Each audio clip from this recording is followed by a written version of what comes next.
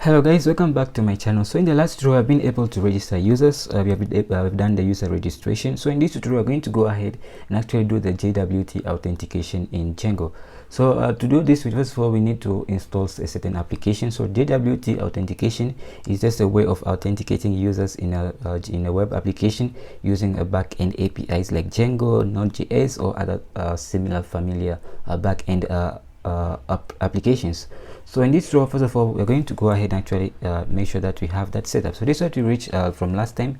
You have been able to register a user, and you have been able to get back the user's name and the user's password, right? So in this tutorial, we're going to go ahead and actually do the users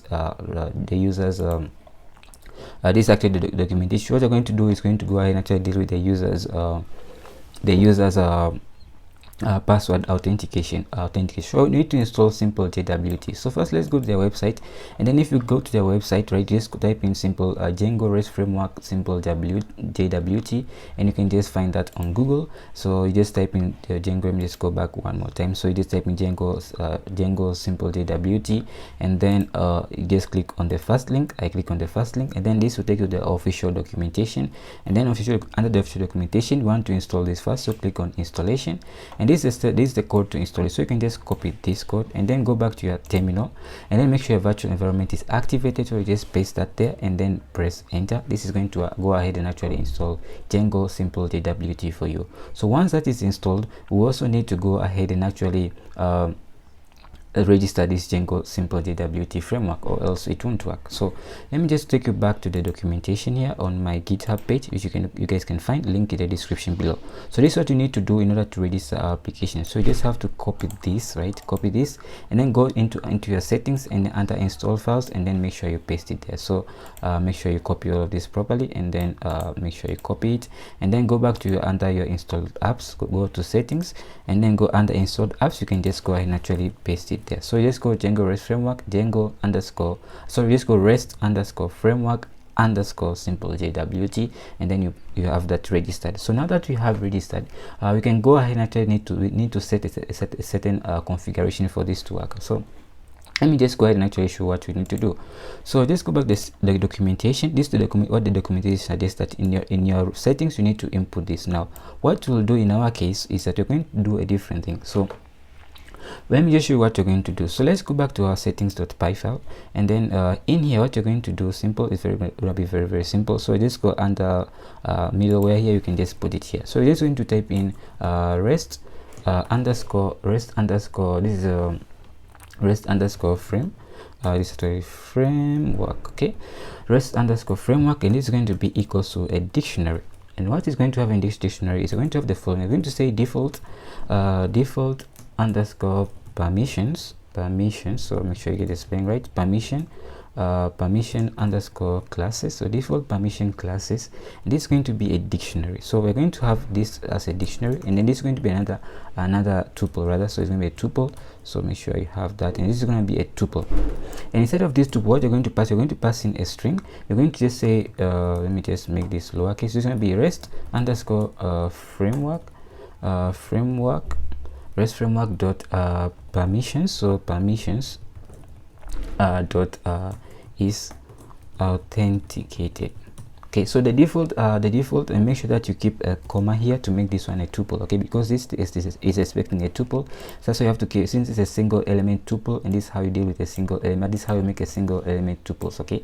So make sure that you keep that comma there, or you have an issue. So it will just say rest framework dot permissions dot is authenticated. Now you might wonder, okay, where did this come from? Now if you go back to your views, remember we imported the allow any from rest framework dot permissions. So it's the same thing that you are doing in our settings file right here. So it is from rest framework dot permissions dot is authenticated. So the default permission is that you're going to be authenticated.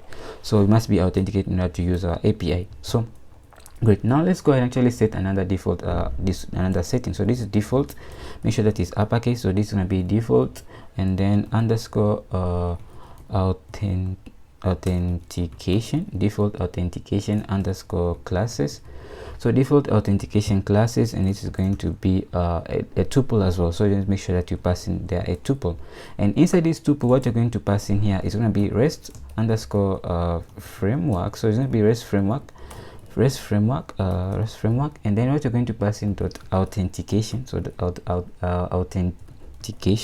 authentication, and then dot basic. This is going to be uppercase. It's going to be uppercase B. So it's going to be uppercase B basic, and then basic authentication. So it's going to be authentication. Yeah, that's basically it. So just one of the basics authentication classes is that first of all there's the basic authentication, which you can authenticate using password and your username. Then you're also going to have a default we're going to have a session authentication. So you're just going to copy this right here. So we're just going to copy let me just copy all of this. So just going to copy this and then paste it right here, and then change this to be this is going to be it's going to be authentication dot this is going to be a session. So this is going to be session authentication. So this is authentication. That is the first session authentication. And now we're going to set up another last authentication, which is a very most important one. Now you're going to be doing JWT authentication, meaning that you're going to the users can be able to get access to data just by using JWT tokens. Okay, so now you're going to now pass in, this is the main important thing that you need to pass in here. So you need to pass in rest underscore framework, and I'm going to show you why I allowed the session and basic authentication just in a moment. So this is going to be rest framework dot we're going to pass in rest framework. So it's going to be rest underscore framework underscore simple underscore simple this is simple JWT and JWT dot authentication. So authentication dot this is going to be uppercase here, so make sure you watch out for the typing, JWT, and then authentication, just like that. Okay, I'm getting the spelling wrong, so authentication, so make sure I get the spelling right. So that's basically it for how we set up our REST frameworks default setting. So you have first the permission.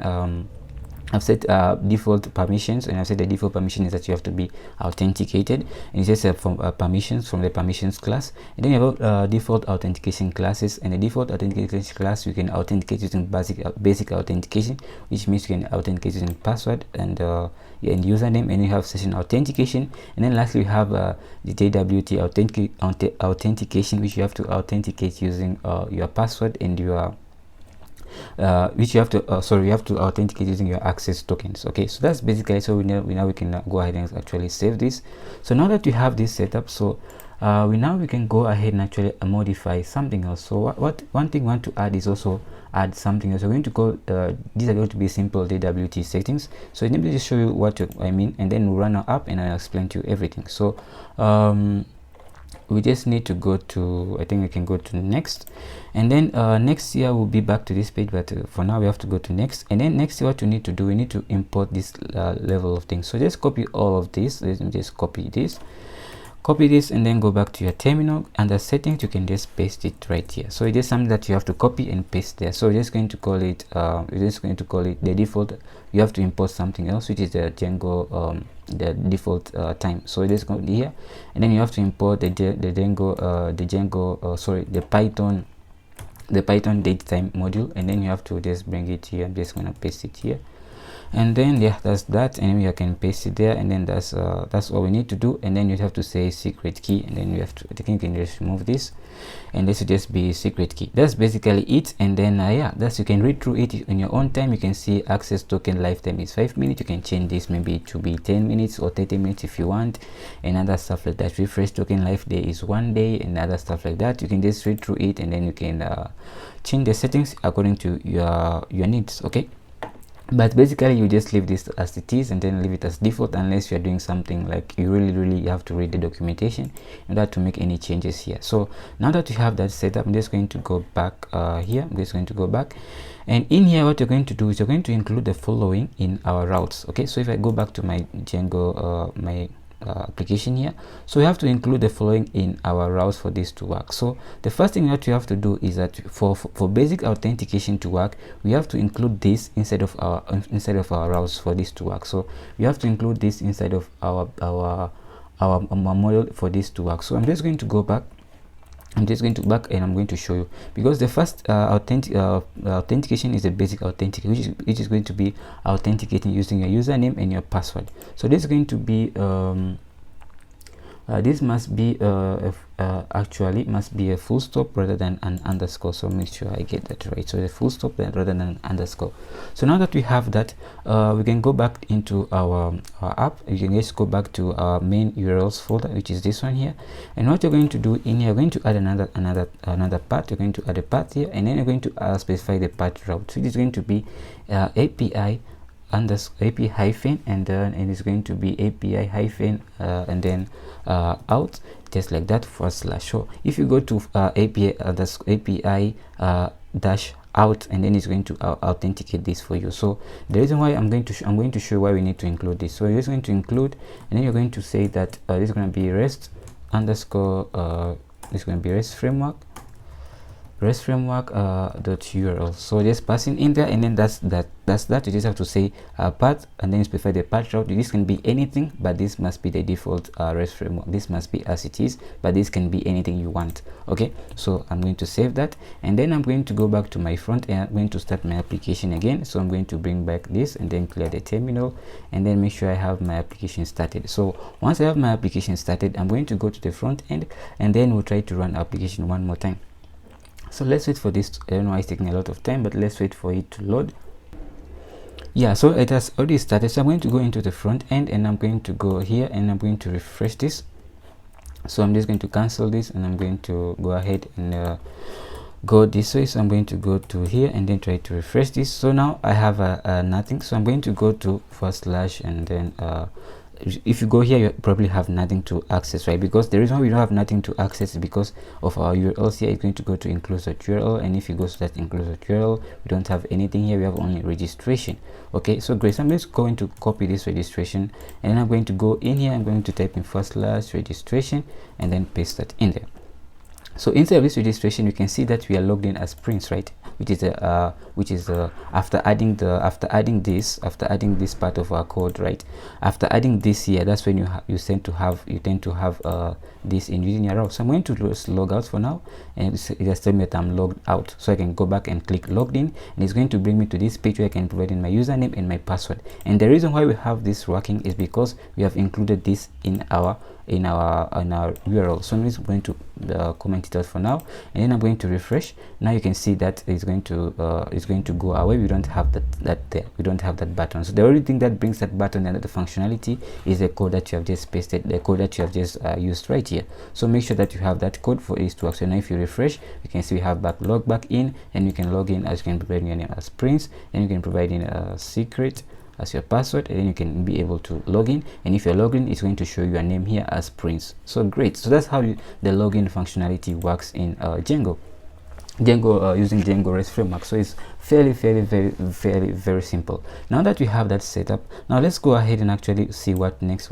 on our list. So I'm just going to go to my GitHub page, and I can see what's next on our list is now we need to add this to our URLs for the token for the user to be able to get access and refresh tokens. So let's go ahead and actually do that.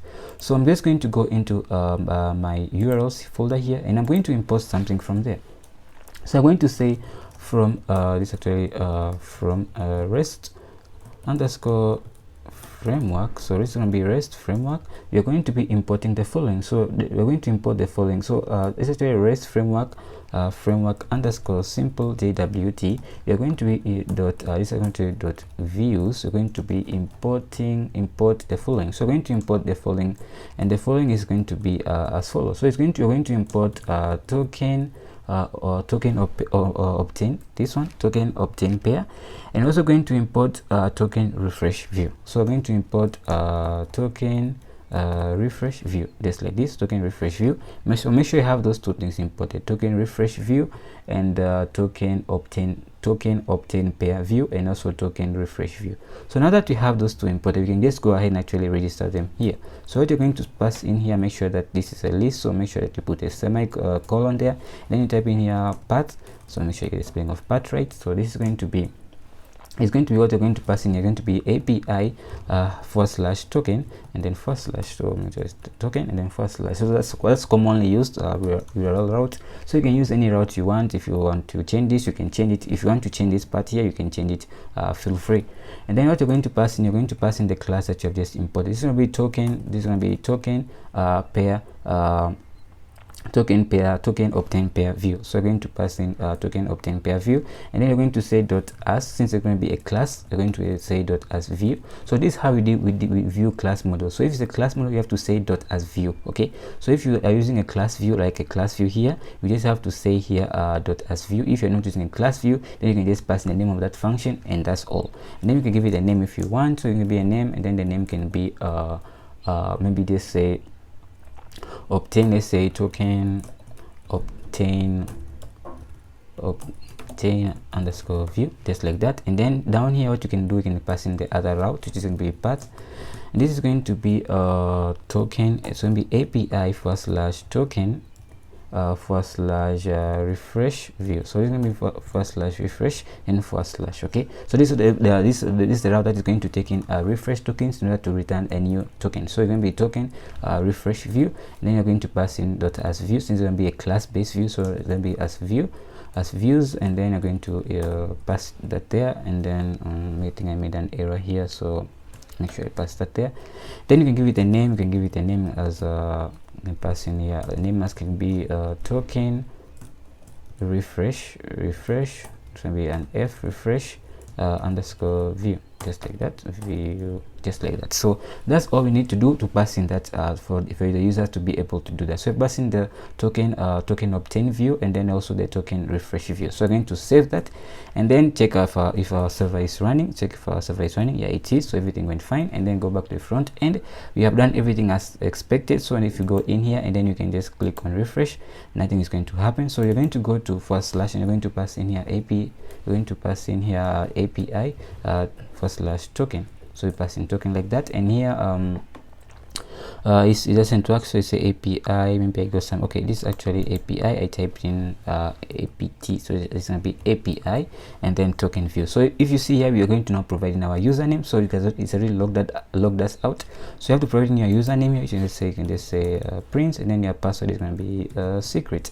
And then after that, you can just click on post, and then it's going to return to you an access and a refresh token. So we're going to, when we reach the part of how to use a postman, I'm going to show how to use this access and refresh token. So this is how you can authenticate users using their access and their refresh tokens in Django. So if I copy this refresh token, so this is a refresh token that you're going to store in your browser local storage. So if you go to this route is called /API, and then in /refresh, and then if you type in your /refresh and then you press enter, so you can pass in the refresh token here, and then you can go ahead and actually post. It's going to return to you a new access token. So the refresh token can be expired, and then you can use the access token, the refresh token, to obtain a new token. So whenever the access token expires, you can use the refresh token to obtain a new access token to keep the user logged into the system. So that's basically it for that application. So now you have the user's authentication system already built, and in the next tutorial you're going to go ahead and actually create the CRUD functionality to deal with the API, and then we'll go into using how to use Postman, right? How to use Postman and how to make this request using Postman. So guys, that's all for this tutorial. So if you like this tutorial so far, give it a thumbs up and subscribe to my YouTube channel for more videos like this. Thanks for watching. See you in the next one. Keep safe.